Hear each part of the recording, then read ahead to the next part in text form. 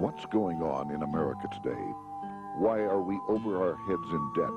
Why can't the politicians bring debt under control? Why are so many people, often both parents now, working at low-paying, dead-end jobs and still making do with less? What's the future of the American economy and way of life? Why does the government tell us inflation is low when the buying power of our paychecks is declining at an alarming rate? Only a generation ago, bread was a quarter, and you could get a new car for $19.95. The problem is that since 1864, we've had a debt-based banking system. All our money is based on government debt. We cannot extinguish government debt without extinguishing our money supply. That's why talk of paying off the national debt without reforming our banking system is an impossibility. That's why the solution does not lie in discussing the size of the national debt, rather it lies in reforming our banking system. This is the Federal Reserve headquarters in Washington. It sits on this very impressive address, right on Constitution Avenue, right across from the Lincoln Memorial.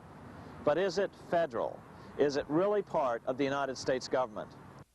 Well, what we're about to show you is that there's nothing federal about the Federal Reserve, and there are no reserves. The name is a deception created back before the Federal Reserve Act was passed in 1913 to make Americans think that America's central bank operates in the public interest. The truth is that the Federal Reserve is a private bank owned by private stockholders and run purely for their private profit.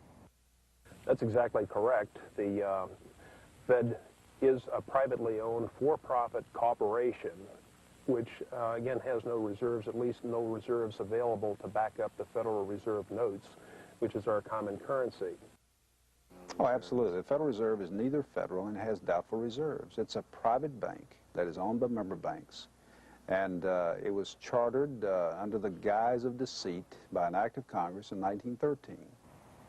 If there's still any doubt whether the Federal Reserve is a part of the U.S. government, check your local telephone book. In most cities, it is not listed in the blue government pages. It is listed in the business white pages right next to Federal Express, another private company. But more directly, U.S. courts have ruled time and time again that the Fed is a private corporation. Why can't Congress do something about the Fed? Most members of Congress just don't understand the system, and the few who do are afraid to speak up. For example, initially a veteran congressman from Chicago asked us if he could be interviewed for this video. However, both times our camera crew arrived at his office to do the interview, this was all we were able to film. The congressman never appeared and eventually decided he no longer wanted to participate. But a few others in Congress have been bolder over the years. Here are three quick examples. In 1923, Representative Charles A. Lindbergh, a Republican from Minnesota and father of the famed aviator Lucky Lindy, put it this way: the financial system has been turned over to the Federal Reserve Board. That board administers the finance system by authority of a purely profiteering group. The system is private, conducted for the sole purpose of obtaining the greatest possible profits from the use of other people's money. One of the most outspoken critics in Congress of the Fed was the former chairman of the House Banking and Currency Committee during the Great Depression years. Louis T. McFadden, Republican of Pennsylvania, said in 1932, "We have in this country one of the most corrupt institutions the world has ever known. I refer to the Federal Reserve Board. This evil institution has impoverished the people of the United States and has practically bankrupted our government. It has done this through the corrupt practices of the moneyed vultures who control it." Senator Barry Goldwater was a frequent critic of the Fed. Most Americans have no real understanding of the operation of the international moneylenders. The accounts of the Federal Reserve System have never been audited. It operates outside the control of Congress and manipulates the credit of the United States. The Federal Reserve really even though it is not part of the federal government, it is more powerful than the federal government. It's more powerful than the president, the Congress, and the courts. Now, a lot of people challenge me on that, but let me prove my case. The Federal Reserve determines what the average person's car payment is going to be, what their house payment is going to be, and whether they have a job or not. And I submit to you that that's total control. And the Federal Reserve is the largest single creditor of the United States government. What does Proverbs tell us? The borrower is servant to the lender.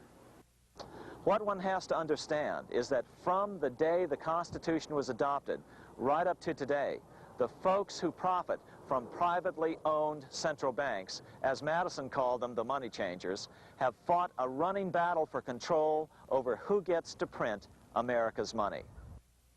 Why is who prints the money so important?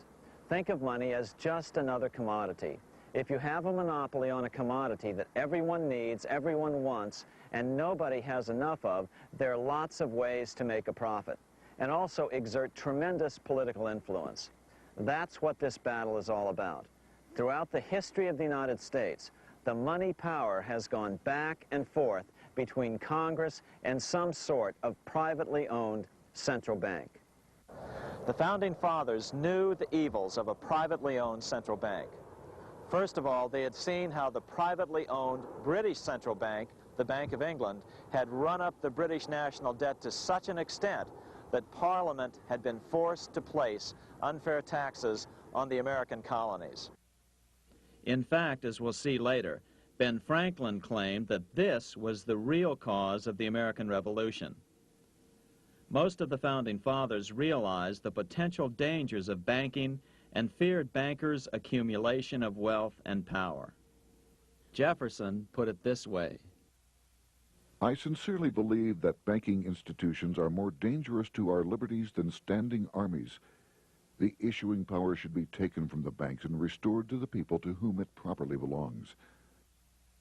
That succinct statement of Jefferson is, in fact, the solution to all our economic problems today. It bears repeating. The issuing power should be taken from the banks and restored to the people to whom it properly belongs. James Madison, the main author of the Constitution, agreed. Interestingly, he called those behind the central bank scheme money changers. Madison strongly criticized their actions.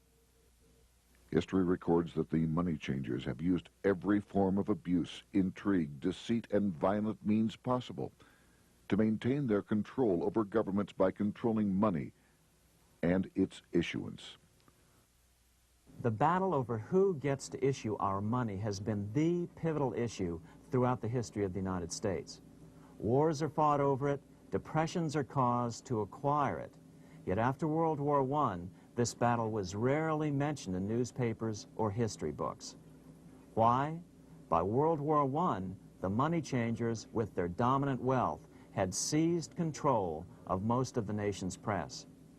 Throughout U.S. history, this battle over who gets the power to issue our money has raged.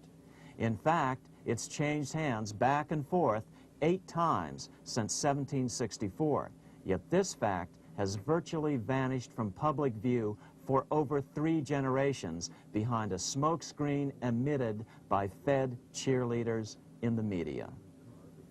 Until we stop talking about deficits and government spending and start talking about who controls how much money we have, it's all just a big shell game, a complete and utter deception. It won't matter if you pass an ironclad amendment to the Constitution mandating a balanced budget. Our situation is only going to get worse until we root out the cause at its source. What's the solution for our national problem? First of all, education. That's what this video presentation is all about.